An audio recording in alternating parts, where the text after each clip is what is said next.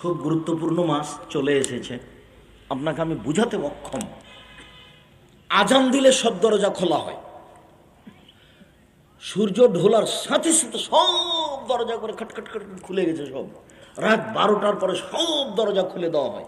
আর রমজান মাস এমন একটা আশ্চর্য মাস, পুরো 29-30 দিন সব দরজা খোলা আছে, 24 ঘন্টা। 24 ঘন্টা আজান দিলে সব দরজা খুলে গেছে, একটু পরে বন্ধ হয়ে যাবে। রাত 12টা হয়েছে, সব দরজা খুলে গেছে, একটু পরে বন্ধ হয়ে যাবে। দিন দুপুর হলে সব দরজা খোলা হয়ে গেছে, একটু পরে বন্ধ হয়ে যাবে। কিন্তু যে রমজান এসে যখন ঢুকলো, তখন সব দরজায় এমন ভাবে খুললো যে একেবারে পহিলা শাওয়ালের চন্দ্র উঠা পর্যন্ত ও সব খোলা আছে। এসব তো গতি আপনাকে আমি বুঝাতে অক্ষম। আমি আর আপনি যদি না বুঝি, না মানি, তাহলে কে বুঝবে? তাই তো রাসূল সাল্লাল্লাহু আলাইহি ওয়াসাল্লাম বলেছেন, লোকটা রমজান পেয়েও পাপ মোচন করতে পারলো না, লোকটা বড় হতভাগা। রমজান পাওয়ার পরে পাপ মোচন করতে পারলো না, লোকটা বড় হতভাগা। তিনি বলেন যে আকাশ থেকে সব সময় ফেরেশতা বলে, এই শোনো, ইবাদতের দিকে তাড়াতাড়ি আসো, পাপ কাজ থেকে দূরে সরে থাকো, জাহান্নাম থেকে মুক্তি ঘোষণা করা হলো। প্রত্যেক রাতে সকাল পর্যন্ত খালি চিৎকার ফেরেশতার। আমের আপনি তো শুনতে পাই না, পুরো রমজান এইভাবে, পুরো রমজান। রাসূল সাল্লাল্লাহু আলাইহি ওয়াসাল্লাম বলছেন, মান সামা রমাদান ঈমানান ওয়া ইহতিসাবান গুফিরাল্লাহু মা তাকাদ্দামা মিন জামবিহি। ঈমান সহকারে নেকির আশায় খালেস অন্তরে যদি রমজান মাসের সিয়াম পালন করে, অতীতের সব পাপ মুছে গেছে। মান কামা রমাদান ঈমানান ওয়া ইহতিসাবান গুফিরাল্লাহু মা তাকাদ্দামা মিন জামবিহি। কেউ যদি ঈমান সহকারে খালেস অন্তরে তারাবির সালাত আদায় করে, তাহলে অতীতের সব পাপ ক্ষমা হয়ে গেছে।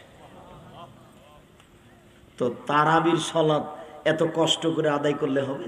জামাতে কষ্ট হলে একাই পড়েন। আমার একটা পরামর্শ, এশার সালাত আপনি পড়ে বেতরটা পড়িয়েন না, এশার সালাত পড়ে বাড়িতে চলে আসেন। আর রমজানের 1 তারিখ থেকে টিভি বন্ধ করে দিবেন, ওর ব্যাটারি টেটারি খুলে ফেলে দেবেন, তার কাটে দিবেন। বলে আমরা যে রমজান মাসে অনেক কিছু দেখি, আব্দুল সাহেব কোথায় কি করলো, আমি যে একদিনও দেখিনি, তবু তো আমি আছি। আমি কোনোদিন একটানা 2 মিনিট কোনো টিভির সামনে দাঁড়িয়েছি তা আমার মনে পড়ে না। যখন পিস টিভি চলতো, তখন কোনো সময় পার হয়ে যাচ্ছি, তো দেখছি যে ওই আব্দুল রাজাক সাহেব বা কেউ কথা বলছে, এটুকু দেখেছি। যে আমি হাঁটছি তখন ওর সামনে দাঁড়িয়ে কোনোদিন দেখিনি, তবু তো আছি। ওই স্বাদই বাদ, ওই স্বাদ বাদ, ওই স্বাদই রাখতে হবে না। এই রমজান ওই তারটা কেটে দে ধরে। আমার মা যেভাবে সুরজা থাকতো সেভাবে থাকবো, আমার দাদি যেভাবে শ্যাম থাকতো সেভাবে থাকবো। আমার দাদি কিভাবে শ্যাম থাকতো? 3 তারা দেখে। নাকি ভুল হয়েছে নাকি? 3 তারা বুঝেন কি? ভোর রাত্রে উঠে দেখবে তারা কোথায়, তাহলে ভাত খাওয়ার সময় হয়েছে। এই যা দেখে দেখে সূর্য দেখ দেখ, ওই যে ডুবলো, ওই যে ডুবলো, দৌড়িয়ে গিয়ে ইফতার করেছে। সেভাবে করব, সেভাবে করবেন কেন? হাতে তো ঘড়ি আছে, ওটাকে কেটে দেন।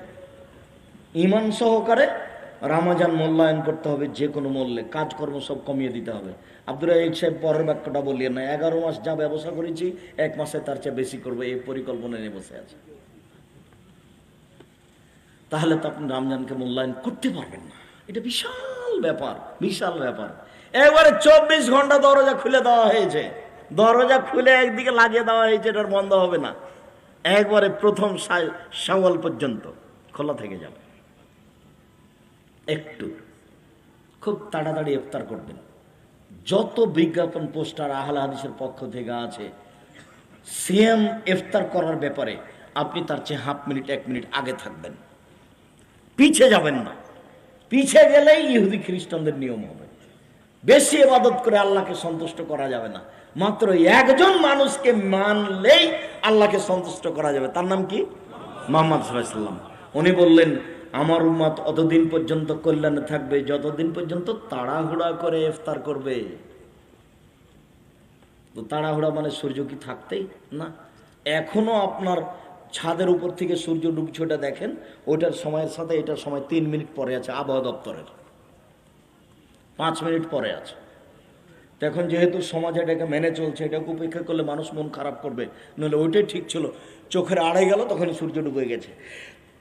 একজন সাহাবী পাহাড়ের উপরে আছে, গাছের উপরে আছে, তখন আল্লাহ রসুল বলছেন ইনসিল ফাস্তা, নামো, ছাতু রেডি করো, ইফতার করতে হবে। আল্লাহ রসুল একটু থামেন, আমি সূর্য দেখতে পাচ্ছি, আরে নামো, ছাতু রেডি করো, ইফতারের সময় হয়ে গেছে। আল্লাহ রসুল আমি সূর্য দেখতে পাচ্ছি, আরে নামো, ছাতু রেডি করো। তৃতীয়বার বলার পরে নেমে ছাতু রেডি করে ছাতু দিয়ে ইফতার করলেন। ইফতার কিন্তু এ দিয়ে হতে হবে, কি দিয়ে? তাজা খেজুর দিয়ে। আপনারা এসব তাজা খেজুর কোথায় পাবো? কালকে বলে দিবেন, বিমানে নামিয়ে দিবে কালকে। কত আত্মীয় স্বজন আছে, যদি সম্ভব না হয় তাহলে শুকা খেজুর। আল্লাহ রসুল বলছেন ফাইনলাম তাকুন, যদি তাজা খেজুর না থাকে ফাতমায় রাতুন, তাহলে শুকা খেজুর। ফাইনলাম তাকুন, যদি শুকা খেজুর না থাকে তাহলে ফাহাসা হাসাওয়াতিন মিন মাইন, 3 অঞ্জলি পানি, 1 অঞ্জলি পানি, বাস পানি দিয়ে ইফতার করবেন। পৃথিবীতে আর কোনো সমস্যা নেই। তাহলে ইফতার কি দিয়ে করতে হবে? তাজা খেজুর, না হলে শুকা খেজুর, না হলে পানি। অন্য কিছু মুখে দিতে পাবেন না। বিসমিল্লাহ বলে, বিসমিল্লাহ বলে গিলাসে 1 ঢোক পানি মুখে দিতে হবে, তারপর খান। যতই দামি খেজুর হোক, যতই দামি আম হোক, রাজশাহীর ফজলি আম, মুখে দিয়ে বিসমিল্লার সুযোগ রাখে না, এ অধিকার রাখে না ফজলি আম। আঙ্গুর যত দামি হোক না কেন, এ অধিকার রাখে না। ড্রাগন ফল যতই দামি হোক, এই অধিকার রাখে না। আরো কিছু হোক না কেন, ড্রাগন বাদ দিয়ে চেরি টেরি কোন ফলই অধিকার রাখে না এটার। কাঠবাদাম হোক আর আম বাদাম হোক আর যেটাই হোক না কেন। তাহলে তাজা খেজুর বিসমিল্লাহ, না হয় শুখা খেজুর বিসমিল্লাহ, নইলে পানি বিসমিল্লাহ। আল্লাহ কাসম তোমার রিজকে কাফতার, তো এ হাদিস জয়ীফ, এই জন্য আমলে নিয়ে আসতে হবে না। বিসমিল্লাহ বলে পানি পান করার পরে বলবেন যাহবাত জামাও আব্দাল্লাতিল ওরুকো সাওয়াতুল আজর ইনশাআল্লাহ, পিপাসা দূর হলো, শিরা উপশিরা সিক্ত হলো, নেকি প্রমাণিত হলো। এইভাবেই রাসূল সাল্লাল্লাহু আলাইহি ওয়াসাল্লাম করতেন। এটা পরিমাণ মতো খান, তারপরে এশার সালাত আদায় করেন জামাতে। জামাতে এশার সালাত আদায় করে চলে আসবেন। চলে এসে ওই কথাটা ছেড়ে ইসলাম তাই বলতে যাচ্ছি, একবার টিভি বন্ধ, গল্প বন্ধ, কাজকর্ম বন্ধ, হিসাব নিকাশ বন্ধ, এই বাড়িতে সব কাজ বন্ধ। এশার পরে ঘুমিয়ে যেতে হবে। প্রায় 10টার পরে এই বাড়িতে কেউ জেগে থাকবে না। তাহলে 3 ঘন্টা যদি ঘুমিয়ে থাকি রাত 10টার পরে, তাহলে আমি উঠছি কখন? 1টায়। যদি 4 ঘন্টা ঘুমিয়ে থাকি তাহলে আমি উঠছি কখন? 2টায়। যদি 5 ঘন্টা ঘুমিয়ে থাকি তাহলে আমি উঠছি কখন? 3টায়। আর বেশি লাগবে না, 5 ঘন্টায় অনেক হয়ে গেছে। এখনো আমার সময় আছে প্রায় 2.25 ঘন্টা, 2 ঘন্টা। তাহলে আমি এই সময় এখন ইবাদত করব। উঠেই বলবো আকাশের দিকে তাকিয়ে সূরা আল ইমরানের শেষ রুকুর প্রথম 5 আয়াত, আর নাহলে বলবো লা ইলাহা ইল্লাল্লাহু ওয়াহদাহু লা শারীকা লাহু লাহুল মুলকু ওয়া লাহুল হামদু ওয়া হুয়া আলা কুল্লি শাইইন কাদির সুবহানাল্লাহি ওয়া আলহামদুলিল্লাহি ওয়া লা ইলাহা ইল্লাল্লাহু আল্লাহু আকবার ওয়া লা হাওলা ওয়া লা কুওয়াতা ইল্লা বিল্লাহ রব্বিগফিরলি রব্বিগফিরলি। এখন আমি যা চাইবো সেটাই পেয়ে নেব, যা চাইবো সেটাই পেয়ে নেব। এই কথা মুহাম্মদ সাল্লাল্লাহু আলাইহি ওয়াসাল্লাম বলেছেন, হাদিস বুখারী মুসলিম। তারপরে সুন্দর করে ওযু করে সালাত আদায় করেন, 2 রাকাত করে 8 রাকাত। আর যদি মনে করেন যে আমি তার চেয়ে বেশি পারবো, 1 ঘন্টা ঘুমিয়েই আমি 11টায় শুরু করে দেবো, 12টায় শুরু করে দেবো, করেন। তো আব্দুল রাজ্জাক সাহেব আমি যে হাফেজ নই, পড়তে পারি না। আরে হাফেজও পড়তে পারে না, এমনি কোথা থেকে কোথায় চলে গেছে। আগে বলে দিয়েছি, কেউ যেন লোকমা দিও না গো। খতম তারাবি মানে কি, এমনি সবাই মিলে ফাঁকি দিচ্ছে, কেউ বুঝে না। কেউ 20 রাকাত, 10 রাকাত মানে যখন হয়েছে তখন বলছে আল্লাহর সামনে আরো 10 রাকাত আছে। এটা ইবাদত নয়, এটা ইবাদত নয়। আর পিছনে যারা আছে তারা কেউ লোকমা দেয় না, তার মানে লোকমা দিলে তো এত ভুল হচ্ছে, টাকা দিবে না। তো যারা টাকা দিচ্ছে তাদের তো, ওরা তো সচেতন মানুষ, ওরা তো মাস্টার মানুষ বা ব্যবসায়ী মানুষ, ওরা চোখ দেখলে বুঝতে পারে 19-20 ঘটনা কি, তখন অন্ধই চলছে, যেখানে পড়ছে পড়ছে। মাসের শেষে বললে যে খতমে তারাবি, খতম তারাবি হয়ে গেছে, 30 পারা কোরআন। 30 পারা কোরআন তো সহজ নয়। যার জন্য আল্লাহ রাসূল একটা সহজ পথ বলেছেন, নাও সূরা ইখলাস 3 বার পড়ে নাও, দিয়ে কোরআন মাজিদ পড়ো, সমান নেকি নিয়ে নাও। ওটাও অনেক মর্যাদা। 1 মাসে পড়ো, 15 দিনে পড়ো, 7 দিনে পড়ো, 3 দিনে পড়ো, কোরআন মাজিদ শুরু থেকে শেষ পর্যন্ত পড়ো। অনেক ভালো সূরা বাকারা পড়ো, আলে ইমরান পড়ো, অনেক ভালো সূরা বাকারা আর সূরা আলে ইমরান তোমার পক্ষে বিচারের মাঠে আল্লাহর মুখোমুখি এমন কঠিন ভাবে লড়ে যাবে, তর্ক বিতর্ক লাগিয়ে দিয়ে সূরা বাকারা আপনার পক্ষে আগে তাকে জান্নাতে দিতে হবে, তারপরে কথা। আল্লাহ বলছে নাও পাপী জাহান্নামে যাবে, সূরা বাকার বলল জি না, আমাকে পড়েছো, তাকে আগে জান্নাতে দিতে হবে, তারপরে কোনো কথা। আপনার পক্ষ হয়ে সূরা বাকারা তুমুল ঝগড়া করবে আল্লাহর সাথে, আপনাকে আগে জান্নাত দিবে, তারপরে বা সূরা বাকারা থামবে। আমি আর আপনি তো বুঝলাম না, তখন সহজ করে দিয়েছেন আল্লাহ রাসূল। তাহলে এক কাজ করো, সূরা ইখলাস 3 বার পড়ো, সব হয়ে যাবে। 1 মিনিটে একবার কোরআন মাজিদ, 1 মিনিটে একবার কোরআন মাজিদ। আব্দুর রাজ্জাক এত সহজ? জি, আপনি ব্যাগ ভরে নেন না নেকিতে, সমস্যা নেই। 4টা কাজ থাকলে কবরের শাস্তি হবে না। 1, সূরা মুলক ঘুমানোর সময় পড়লে কবরের শাস্তি হবে না। 2, জুমার দিনে মারা গেলে কবরের শাস্তি হবে না। 3, পেট ব্যথায় মারা গেলে কবরের শাস্তি হবে না। 4, শহীদ হলে কবরের শাস্তি হবে না। শেষের 3টা কঠিন, 1 নাম্বারটা সহজ। মনে থাকবে না মনে হয়? বলেন তো দেখি সিরিয়াল। 1, সূরা মুলক ঘুমানোর সময়। 2, জুমার দিন মারা গেলে। 3, পেট ব্যথায় মারা গেলে। 4, শহীদ হয়ে গেলে। বাড়ির দিকে যাবেন আর বলবেন আব্দুল রাজ্জাক সাহেব কি বললো গো? 1, হ্যাঁ সূরা জুমার দিন, আর কি যেন, ও ওই যে সূরা মুলক পড়লেন, তো 2টা তো হলো, তো আরো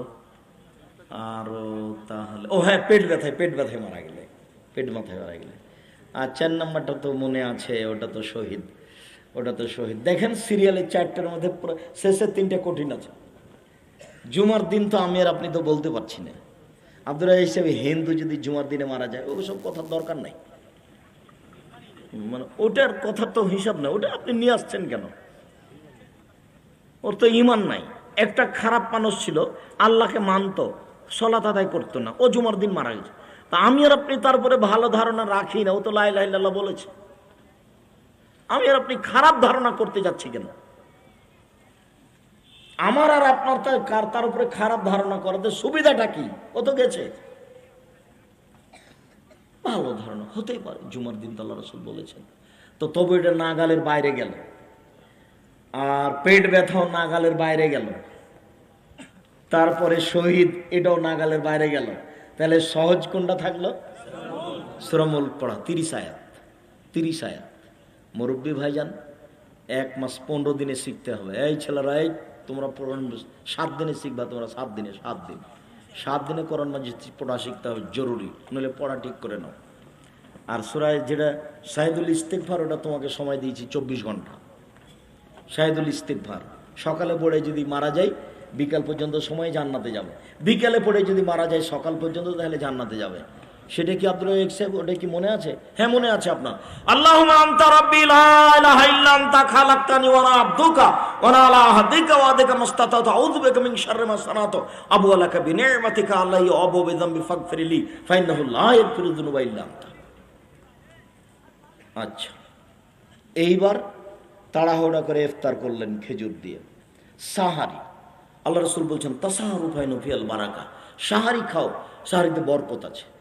শেষ পর্যন্ত বলছে কিছুই যদি না পারো তাহলে 1 ঢোক পানি পান করে নাও। সাহারি খেতে হবে, সাহারি ছাড়া সিয়াম হয়ে যাবে, কোনো সমস্যা নেই। সাহারিতে বরকতে, সাহারি খাবেন, বেশি খাবেন না। বেশি খেলে আমার একবারে 12টা 1টা পর্যন্ত ঘুমাইতে হবে। এমন ঘুম দিল। পশ্চিমে যে মসজিদে আমি রমজানে থাকতাম, শিক্ষকের বাড়িতে খাওয়া দাওয়া করতাম, তখন দেখতাম যে একটা লোক ফজরের সালাত আদায় করে ঘুমিয়ে গেছে, আজান হয়েছে জোহরের, তখন উঠলো, উঠে গোসল টোসল করে বাজারে গেছে, বাজার থেকে এসে ইফতার করলো, এইভাবে তার দিন কাটত। তো বেশি খেলে ঘুমাতে হবে। সন্ধ্যা রাত্রে একটু খেলেন, আর ভোর রাত্রে অল্প খেতে হবে। কলা, দুধ, ভাত, কলা, দুধ, রুটি, অল্প, তাহলে পিপাসা লাগবে না। আর ক্ষুধা যেন না লাগে, এভাবে খেলে তো তাহলে পরিবেশ উল্টে যাবে না। ক্ষুধা যেন না লাগে, তেমন খেতে খেতে এমন খাওয়া খেয়েছে যে পেট খালি হতে হতে 2টা বেজে গেছে, জোর হয়ে গেছে। কম খান, কম কথা বলেন, কম ঘুমান, জীবনে সফলতা আসবে। আল্লাহ রাসূল দিন রাত অলসতা থেকে পরিত্রাণ চাইতেন। আল্লাহ তুমি আমাকে অলসতা থেকে বাঁচাও, আল্লাহ তুমি আমাকে অলসতা থেকে বাঁচাও। অলসতা কি জিনিস যে আল্লাহর নবী এভাবে বাঁচতে চাইতেন?